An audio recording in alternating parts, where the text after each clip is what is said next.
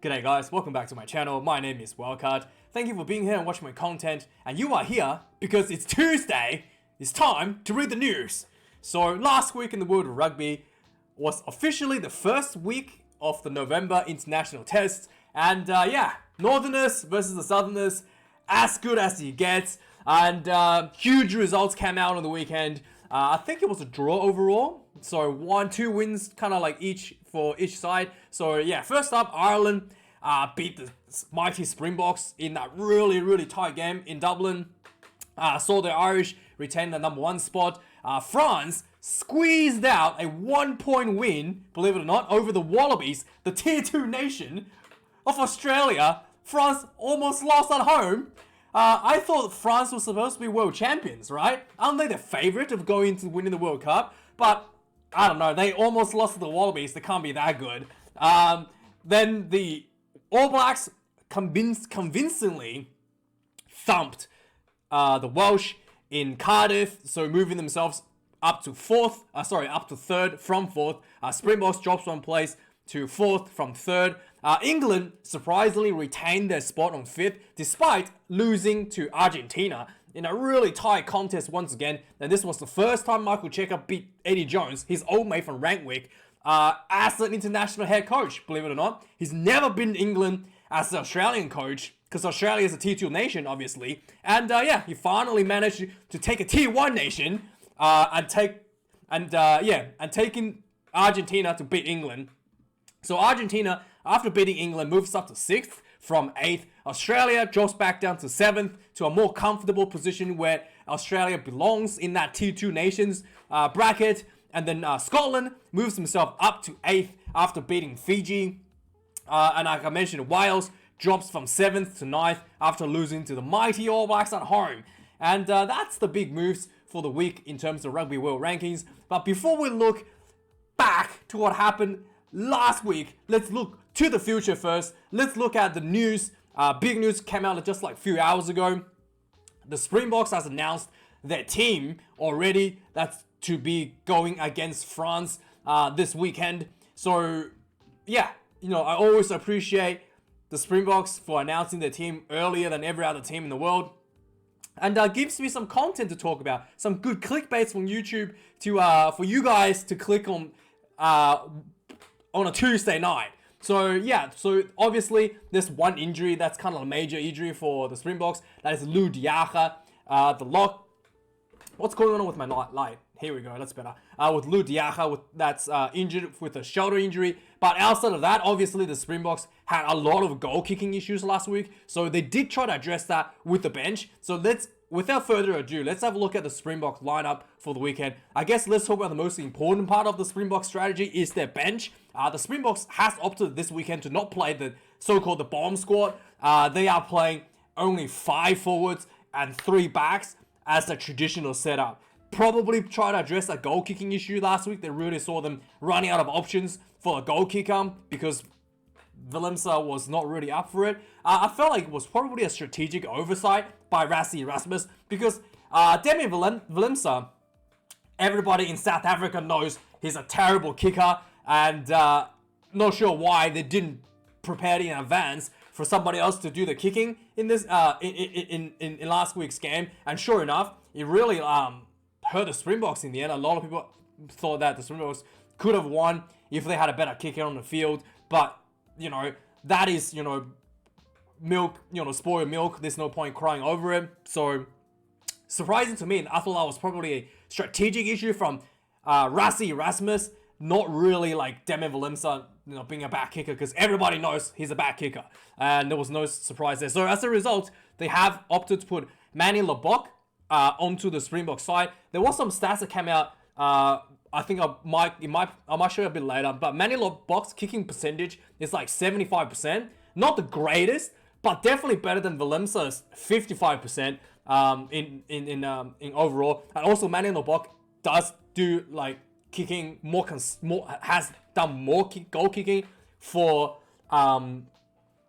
his club rugby as well, more than Demi Willemse as well. So it'll be interesting. So he'll be a much better choice if the Springboks just want somebody to be able to, you know, nail those goals that they need. So obviously that's a huge change, and obviously they dropped a forward as a result. And interesting to see that also on the bench.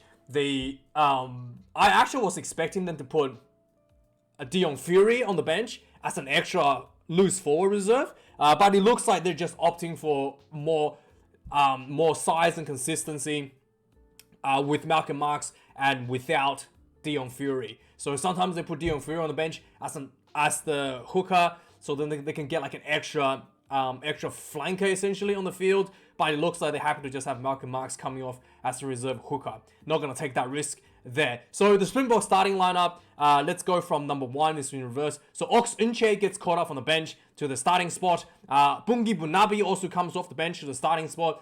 Franz Malherbe stays at number 3 position in the tight head spot. This is kind of like the Springboks setup for a lot of the earlier test matches. I think like last year, where they will start Ox Unche and Bungi Bunabi, something that they always like to do, and have Koch, Kitsov, and Marx as the finishers coming off the bench to bring that little bit extra speed and bit of that scrum speed bit of speed and scrum dominance in the second half. Ibn Esbeth retains number 5 jersey as always. He's absolutely spectacular for the Springboks. Franco Mostert moves up on the bench to the lock position. He normally comes onto the field as an extra flanker, so obviously we know he's a specialist lock as well. So I actually like seeing him at number 6 position, because I do think that he plays better as a lock. Sia Khaleesi retains the captaincy at number 6. Peter Sepp Tutoit retains the number 7 jersey for the Springboks. Jasper Visa gets the number 8 jersey once again for that Springboks box kick options chaser. As a box kick chaser, Jasper Visa is his specialty. So at number 9, the Faf de Klerk gets moved up from the bench over Jaden Hendrickson. We shall see how he goes this weekend. Last weekend, a lot of people sort of argue that he did some kicking at the end where it was not necessary, kind of like allowed the Irish to run the clock down a bit, which people thought was a little bit of a waste of opportunity. We shall see if he's going to manage the game a little bit better this week. I'm sure that's going to be talked about during training. Damien Valenza, surprisingly, retains that number 10 jersey. I thought they were just going to start LeBoc, to be honest, but Damien Valenza is the more experienced international test player. And in terms of like performance as a 10, he's actually not that bad. However, last week he did have a really shocking performance. Like his kicking accuracy, not just goal kicking, his on-field kicking accuracy was low. His passing was a little bit, he kicks the ball on the foot a few times, overcooked a few kicks, and I thought, overall attacking wasn't that smooth either. So yeah, he did have a pretty poor game last week, so I was surprised that he didn't get just immediately replaced and put into the fullback position maybe. But yeah, he gets 10 jersey once again.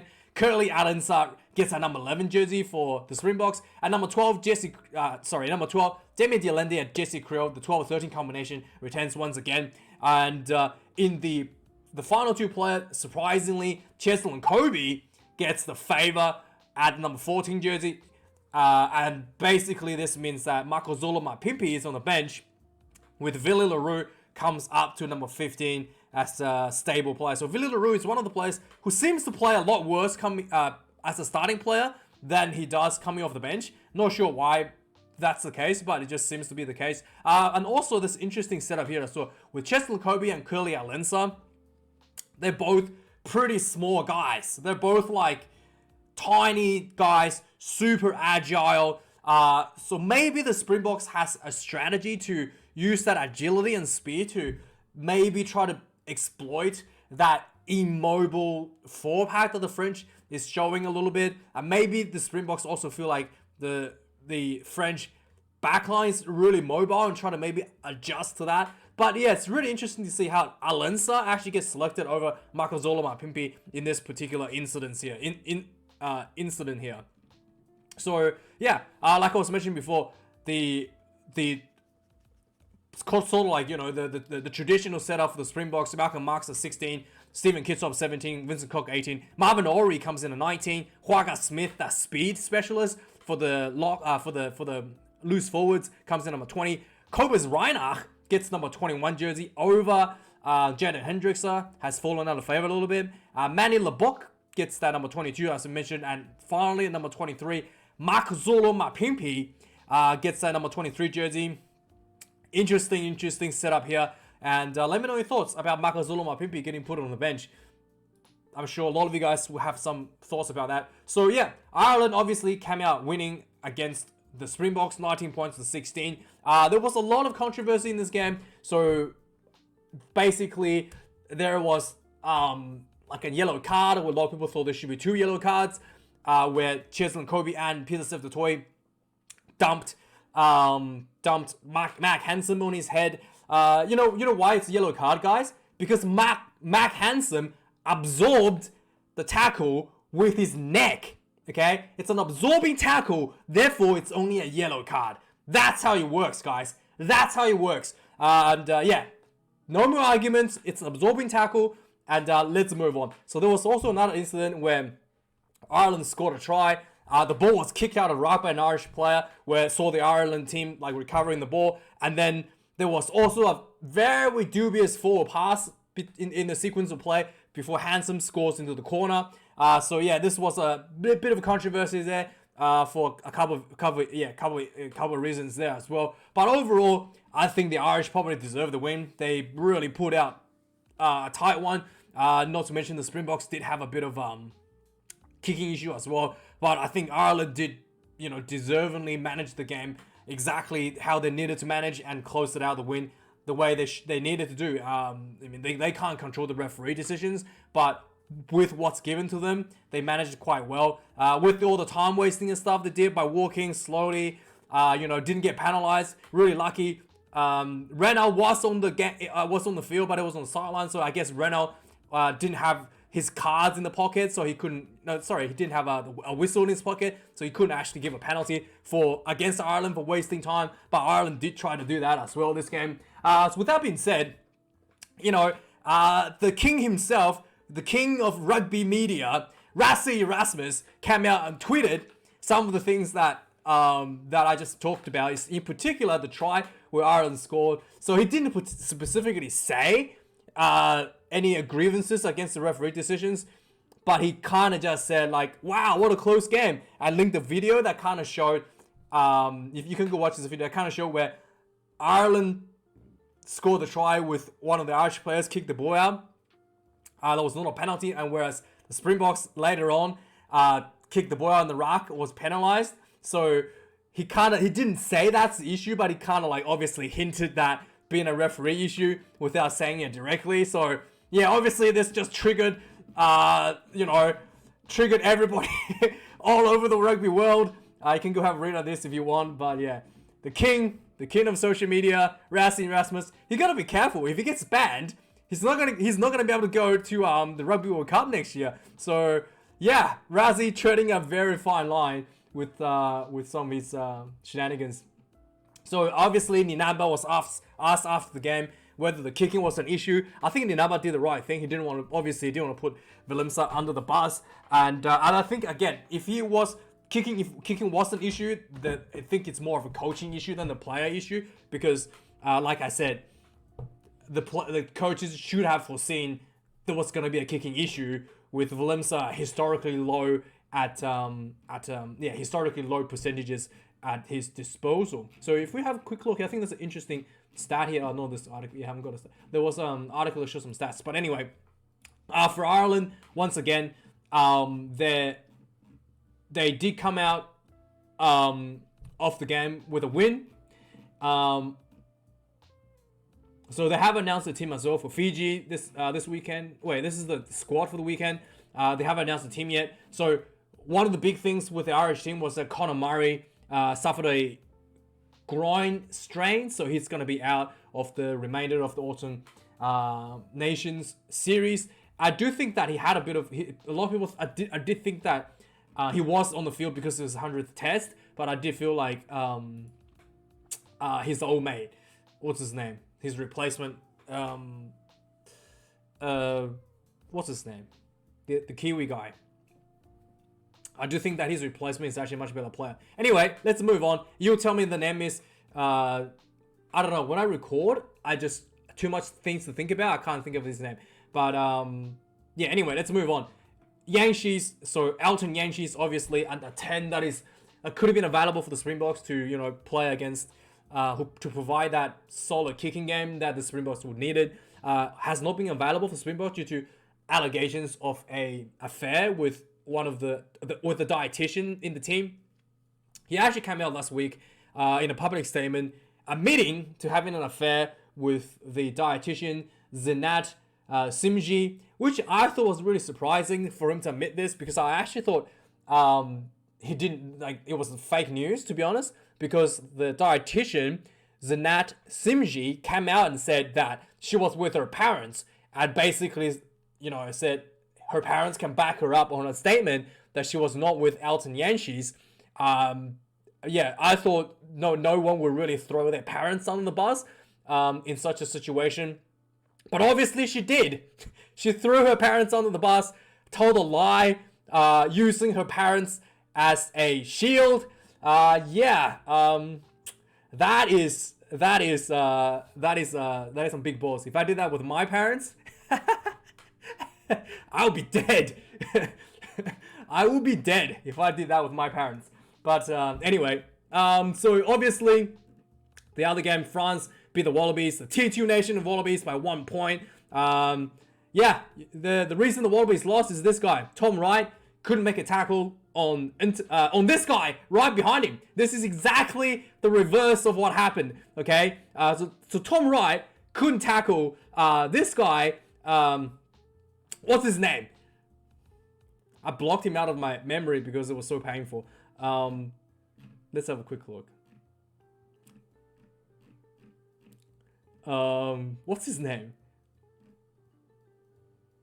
Penold. Damien Penold. Yeah. So he missed a tackle on Damien Penold, and really allowed France to score that final try to win, to beat the Wallabies by 1, which was really, really painful.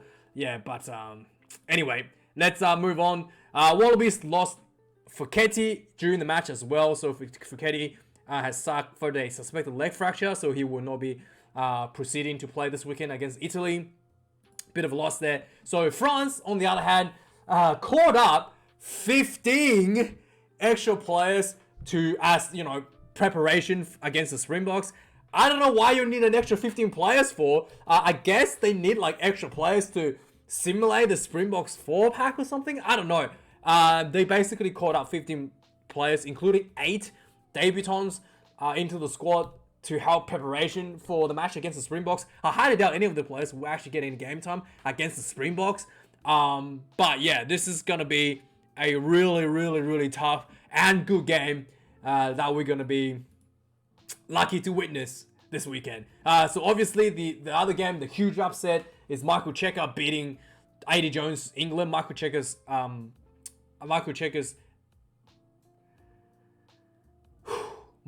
Argentina against Eddie Jones England, beat by 1 point. This was a really, really poor game by England at Twickenham. I thought the English 4-pack was pretty poor. A lot of players didn't play with any heart, just tick the boxes and moved on. Obviously there was a bit of rain, so it was a bit slippery. Both teams were dropping a fair bit of balls, but in the end I did think that England had overwhelming, like in terms of stats, England had way better stats than Argentina in terms of run meters, just everything, line breaks, everything was better, but England was end up losing the game. So, and I did feel like the English 4-pack really didn't try that extra bit of, bring that extra bit of, mongrel into the game to try to push England through when they had the opportunities to score tries. They kind of just like, let's just take an easy option because, our forwards are not really getting us over the advantage line. Let's just try to take 3 points. Not really creating space because the forwards wasn't really providing enough pressure. Essentially, that's how I see it. Let me know your thoughts. I did think that the England set piece was poor and the reserve props came on like with 7 minutes left on the field and they just got destroyed. So yeah, I don't know how your reserve props could get destroyed in an international test match with only 7 minutes. Only had to play 7 minutes and you get destroyed in the scrums. So yeah, I was I thought it was really poor by the English forwards. And also English team did feel like there was a lack of urgency for the players. So despite like they were losing by 1 point with about 10 minutes to score, it looked like England was just happy to cruise. So yeah, it was really poor. It was actually like quite disgraceful. I thought the way the players were conducting themselves on the field. Obviously, the English fans want Eddie Jones' head. With Clive Woodward, Eddie Jones' biggest fan, came out stating some of his opinion. So long story short, if we're not gonna read the whole thing, basically Woodward thinks that Eddie Jones needs to be replaced, and the biggest issue for Woodward is that Eddie Jones putting players in their off positions instead of their starting positions. Basically making players play out of position is the issue, is the reason why England lost. He felt like Owen Farrell should have played at 10. He felt Mario Itoje was put a flanker at 6, should have just played lock. He thought that if these players just played their own positions, England would have won. I don't think it's that simple. I think the English players, like I said, lacked some heart. I don't think Mario Itoje playing at 5 is gonna make Sinclair not give away a penalty, right? Like, that's not going to make any difference. Sinclair is still going to give away a penalty, 3 points. That's not going to stop. That's not going to make any difference in the grand scheme of the game. So, yeah. But that's Clive Woodward's thoughts. And obviously, the English fans are not happy. Everybody calling for Eddie Jones to removal. People are accusing Eddie Jones of gaslighting the situation. Basically, Eddie was saying that they're just, improving. They're still working. And the team is building towards the Rugby World Cup, and it's it's typical Eddie spiel, and people accusing him of gaslighting. Obviously, the English defense coach Seabold is confirmed to be exiting England. He has been talked about exiting England like a couple of weeks ago now already. He's being appointed as the head coach of the Manly Sea Eagles here in Australia. He's taking over another mess, to be honest. The Sea Eagles is not really a team that's, it's a difficult situation he's been put into actually in the Sea Eagles here in Australia, because the Sea Eagles essentially had Daz, or what's his name? Daz, what is his last name? But they had a coach who's like really, really good for the team, and then basically one day some management decided to play with the Pride jersey and without consulting the players. And a lot of the players at the Sea Eagles are Islanders, and they're religious, kind of like Israel Folau. They just refused to play. As a result of that, the team just took a nosedive. Yeah, and they just the management has to find like a scapegoat, and it was the coach Daz got cut. Many people felt like he's wrongly cut. So Anthony Seabold's going to have a tough time managing that mess at Manly Sea Eagles. But something had to go. It was him. But anyway, I thought this was pretty big news when I saw this. Joe Merchant to leave the Harlequins to go play in France. This means that he's not going to be available for England for selections. So I'm pretty sure it's technically possible for him to steal for England, but it's just not likely, because I think they have some rules where domestic players are favoured, but let me know the exact rules. I'm pretty sure it's kind of like Australia, where you're only allowed to select players from domestic rugby leagues, from domestic rugby, but in England it's kind of like not really specified that's the case, unlike Australia, it's specified. So England, I think there was some talks about, it could potentially be selected if Eddie Jones really tries to get him, but I did feel like Joe Merchant is a big loss to the England team, because I thought he was really impressive in the Six Nations. Like, one of the few players I thought play with a lot of heart in the Six Nations, and it's kind of sad for me to see him leave. Finally, the All Blacks hammered the Welsh at Cardiff, and this was the criticism that came out for this game against the All Blacks was not the players playing out of position.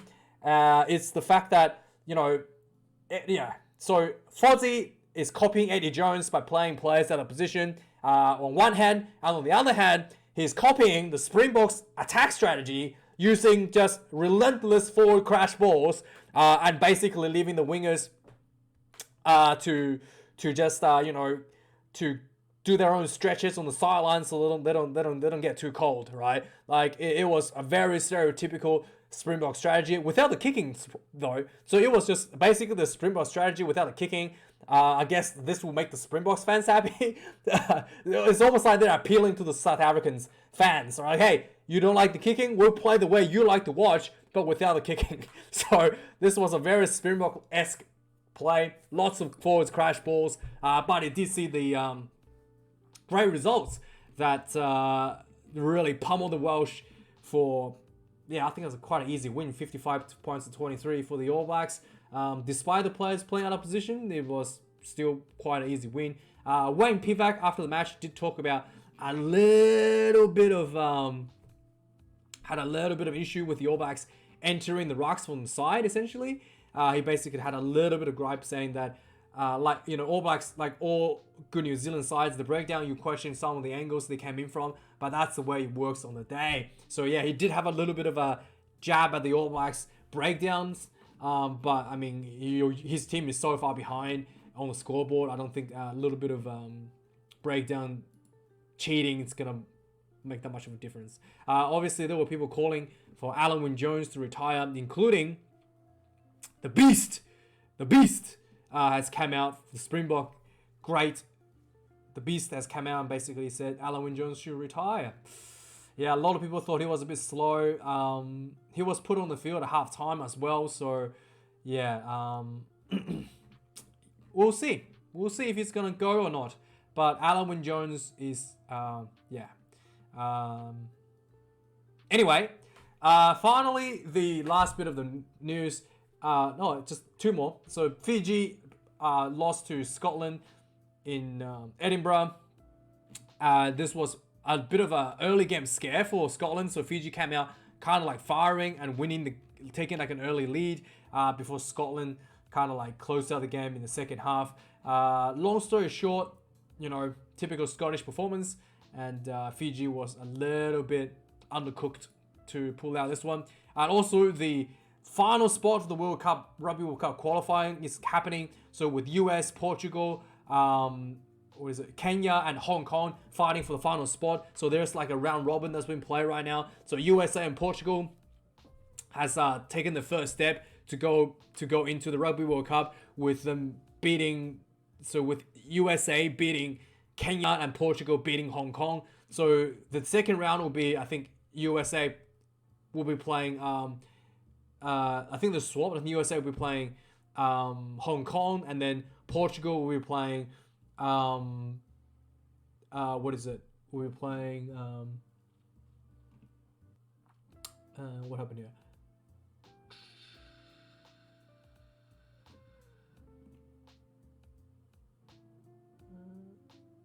But anyway, there's like another few rounds going on with this. We'll find out who's gonna get there.